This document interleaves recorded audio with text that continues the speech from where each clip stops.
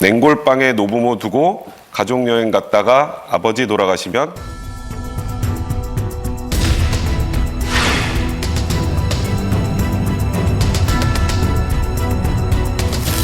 징역 10개월 처벌받습니다. 징역 10개월 처벌받습니다.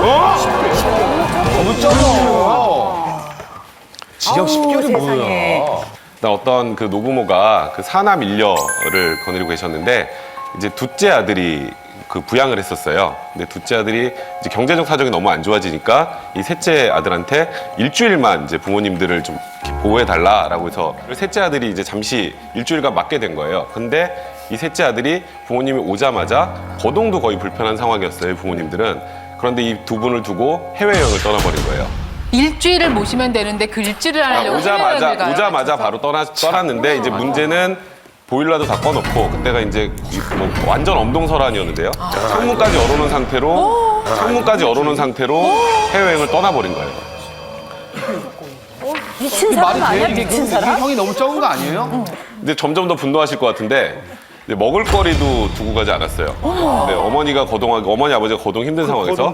근데 이거를 또 발견한 사람이 경비원이었습니다. 그러니까 아까 말씀드린 것처럼 보일러를 꺼놓고 갔잖아요. 이 보일러가 겨울에 추워서 터져가지고 아래층으로 이제 물이 샌 거예요. 그래서 이제 신고를 해서 경비원이 갔더니 아무 인기척이 없으니까 마스터키를 가지고 문을 열었습니다. 딱 들어갔더니 아버지는 이제 의식이 없는 상태였고 어머니는 거의 기어서 겨우겨우 이제 그 경비원 쪽까지 기어오실 수 있는 그런 정도 상황이었어요. 그래서 이제 이 아버지를 급하게 이제 병원을 옮겼습니다. 옮겼는데 3개월을 이제 견디지 못하시고 안타깝게도 폐혈증으로 이제 사망을 하셨고요. 이제 어머니는 사실 또 그게 또 자기 자식이라고 그걸 고발을 안 하려고 했는데 딸이 설득을 해서 존속유기 치사 혐의로 이제 경찰에 고발을 했습니다. 아유, 아니 그 엄마는 또 아유 자식 허물 덮어준다고 입을 또 꼭 다물고 계셨구만. 아유 엄마 마음으로. 법원에서 이렇게 약한 형을 선고한 데는 좀 이유가 있습니다. 가족 간에 좀 속사정이 있었어요. 이제 이 아버지가 회사를 운영을 하다가 이제 자기가 제일 이뻐했던 게 둘째 아들이었어요. 그래서 둘째 아들한테 이제 회사의 경영권을 다 넘겨주려고 하니까 나머지 형제들끼리 이제 다툼이 생긴 거예요. 그러다 보니까 이 아버지하고 이 셋째 아들하고는 이제 감정의 골이 굉장히 깊은 상태였어요.